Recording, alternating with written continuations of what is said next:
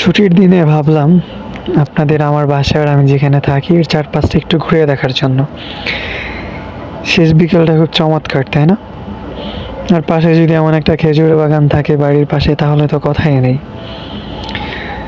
চলেন আমার আশেপাশটা আপনাদের একটু ঘুরায় দেখাই।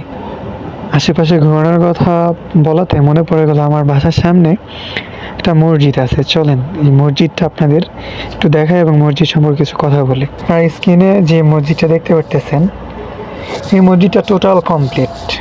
আজকে থেকে প্রায় 2-4 মাস হয়েছে কমপ্লিট, কিন্তু সৌদির প্রশাসনের পারমিশনের কারণে এখনো এটা চালু করতে পারেনি। সৌদির আইন কতটুকু কড়া একবার ভাবেন। আমাদের দেশে হলে গায়ের জোর দেখায় অনেক কমিটির লোকরা বলতো যে আমাদের মসজিদ আমরা নির্মাণ করছি, আমরা এটা চালু করবই। মসজিদের সাথে এখন যে সামান্য জায়গাটুকু আপনারা দেখবেন, শুধু এই জায়গাটুকুর মধ্যেই মানে এই এলাকার যত মুসল্লিরা আপাতত আছে তারা এখানে নামাজ আদায় করে। তো আমিও যথারীতি মাগরিবের নামাজটা এখানে আদায় করলাম।